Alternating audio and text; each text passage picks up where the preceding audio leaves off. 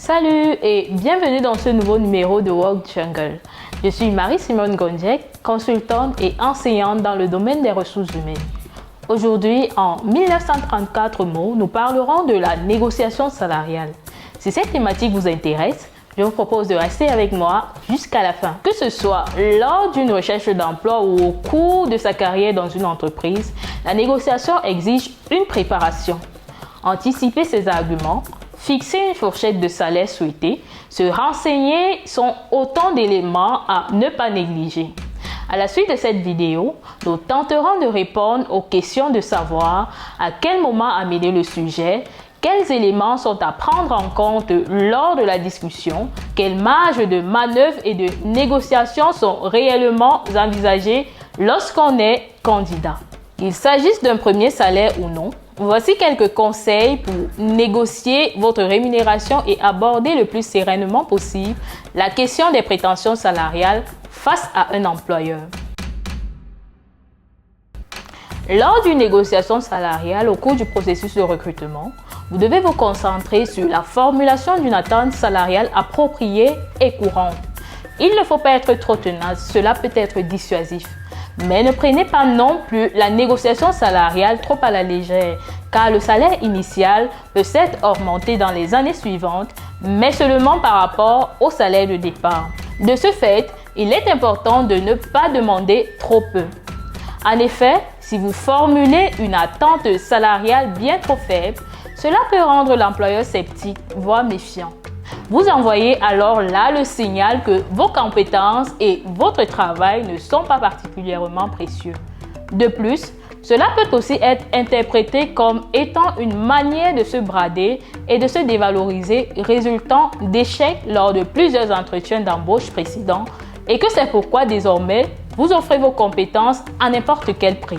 Cependant, pour négocier son salaire, l'autre extrême risque aussi d'être nuisible, c'est-à-dire ne pas exiger un salaire trop élevé. La plupart des employeurs planifient une certaine fourchette salariale qu'ils ne divulguent pas au départ, car cela peut affaiblir leur position de négociation. Si vos attentes sont plus élevées que cette fourchette, vous risquez alors d'être aussitôt disqualifié. Rappelez-vous que vous êtes rarement le seul candidat. Bien que les prétentions salariales ne soient nullement l'argument le plus important dans le processus de sélection, si un concurrent ayant des qualifications similaires exige un salaire inférieur, il est très probable que l'entreprise optera pour ce dernier. Le fait de ne pas discuter trop tôt et avec trop d'insistance de la question sur le salaire est également essentiel. Bien qu'une attitude de confiance en soi ne soit jamais mauvaise, les débutants qui viennent de terminer leur formation ou leurs études se focalisent trop souvent sur un salaire trop élevé, ce qui a un effet dissuasif sur le personnel des ressources humaines ou les employeurs. En général, l'employeur ne devrait pas avoir l'impression que vous n'êtes intéressé par le poste que pour le salaire. Alors, n'évoquez pas le sujet d'entrée de jeu. Dans la plupart des cas, c'est de toutes les façons votre interlocuteur qui abordera la question de son propre chef. Si vous savez combien vaut votre performance, vous pouvez être plus confiant lors de la négociation et minimiser le risque d'exagérer ou de vous vendre en dessous de la valeur. Le salaire auquel vous pouvez vous attendre dépend de plusieurs facteurs. En plus de l'industrie et principalement de la taille de l'entreprise, de son emplacement, de votre expérience et enfin de votre formation. En ce qui concerne la taille de l'entreprise, en règle générale, les grandes entreprises versent les salaires plus élevés. Les entreprises de plus de 500 employés en particulier sont généralement bien au-dessus de la moyenne du secteur. Pour ce qui est de la localisation de l'entreprise, le salaire s'adapte également au coût de vie qui varie d'un endroit à l'autre. Par exemple, un employé de Yaoundé ou Douala gagne plus que dans d'autres villes camerounaises telles que Maroua ou Bafoussam, mais doit aussi payer un loyer beaucoup plus élevé. Concernant l'expérience, les employeurs accordent une grande valeur à l'expérience de travail. Une personne ayant des années d'expérience reçoit donc généralement un salaire beaucoup plus élevé qu'un jeune professionnel. Il en va de même pour l'ancienneté dans l'entreprise. Pour finir, s'agissant de la formation, votre niveau d'études est également déterminant pour votre salaire. Par exemple, un diplômé d'un master reçoit généralement un salaire plus élevé qu'un titulaire d'un baccalauréat. La formation continue joue aussi un rôle non négligeable. Contrairement à la négociation de votre salaire de départ, vous avez l'avantage de pouvoir mieux évaluer et cerner votre homologue. L'autre partie vous connaît aussi lors de la négociation d'une augmentation de salaire pendant un emploi. Utilisez donc vos connaissances à votre avantage. Pour demander une augmentation de salaire, il est important en premier de faire le premier pas. Si vous attendez sagement que votre employeur propose d'augmenter votre salaire, vous pouvez probablement patienter longtemps. Soyez proactif et abordez le sujet vous-même. En deuxième, il est nécessaire d'argumenter concrètement. Un employeur n'approuvera pas une augmentation juste parce que vous l'avez gentiment demandé. Il faut apporter de bonnes raisons et les formuler. Les succès passés, les réalisations spécifiques et l'expérience accumulée peuvent et doivent servir d'argument en faveur d'une augmentation de salaire. En troisième, il faut éviter de menacer de démissionner lorsqu'on sollicite une augmentation. Cette arme s'avère contre-productive. Par ce biais, vous risquez d'une part de présenter votre demande de manière agressive, ce qui n'est pas bien dans une situation de négociation, et d'autre part, vous révélez à votre employeur le peu de loyauté que vous lui portez. Pourquoi vous payerait-il davantage si vous êtes de toutes les façons prêt à quitter le poste pour une prochaine meilleure offre? En quatrième, il est important de gérer les contre-propositions pendant la négociation. Si votre offre n'est pas totalement irrationnelle, votre employeur reviendra avec une contre-proposition. La règle est la suivante: ne l'acceptez jamais du premier coup. Les bons négociateurs proposent d'abord une offre inférieure à ce qu'ils peuvent réellement vous offrir.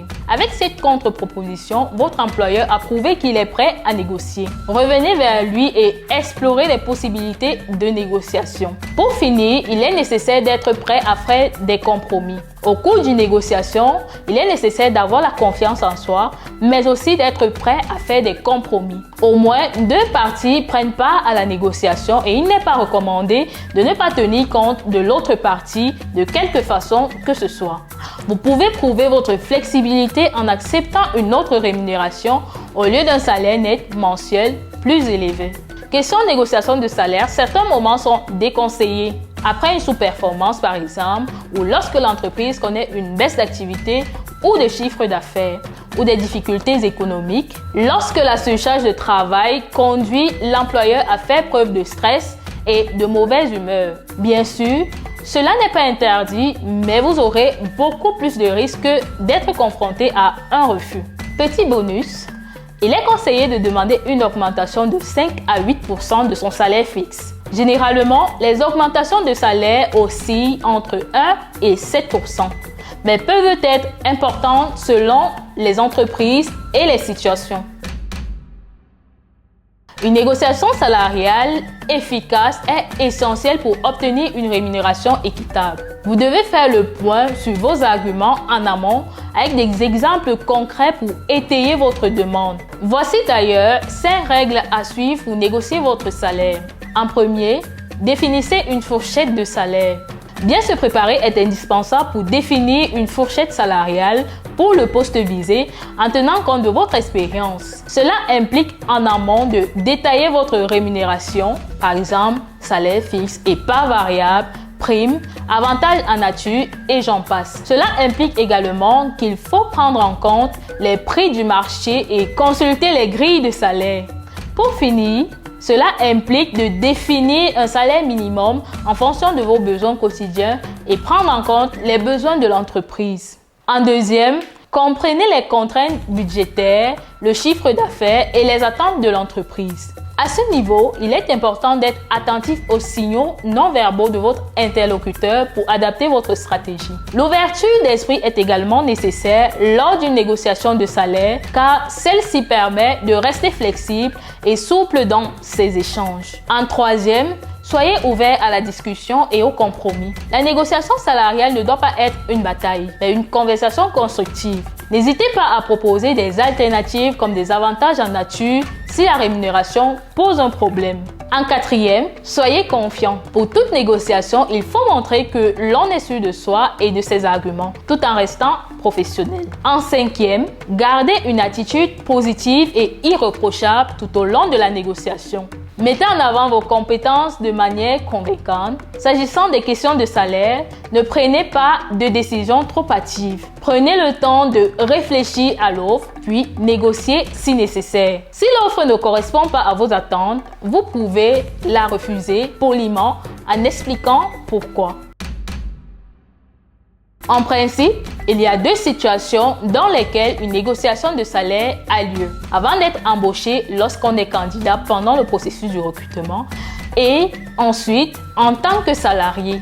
Dès l'entretien d'embauche, face au recruteur, un candidat peut négocier son salaire en mettant en avant son expertise et ses prétentions salariales. Un salarié peut également négocier son salaire lors de son entretien annuel d'évaluation. Dans le cadre de votre carrière dans une entreprise, vous aurez dans la plupart des cas l'occasion de négocier de nouveau votre salaire ultérieurement. Il n'est pas rare de demander à l'employeur de renégocier votre salaire une fois par an. Un long service et une grande expérience qui en résulte peuvent en eux être une raison pour obtenir une augmentation de salaire. Si vous avez assumé plus de tâches ou de responsabilités au cours des derniers mois qu'au début de votre travail dans l'entreprise, vous pouvez justifier et argumenter aisément votre demande d'augmentation de salaire. Il en va de même si vous vous distinguez de manière durable par votre excellente productivité au travail.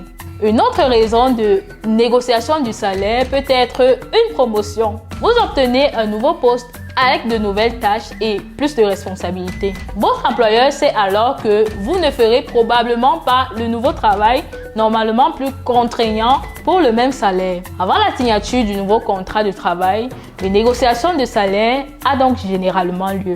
C'est la fin de la vidéo. Je vous remercie de l'avoir suivi jusqu'à la fin et j'espère que vous avez appris de nouvelles choses. Si c'est le cas, je vous prie de vous abonner si vous ne l'êtes pas encore, de mettre un like et de faire des partages histoire d'instruire d'autres personnes et bien entendu de nous encourager davantage. N'oubliez surtout pas d'activer la cloche de notification pour être parmi les premières personnes à voir la prochaine vidéo. Portez-vous bien et je vous dis à très bientôt.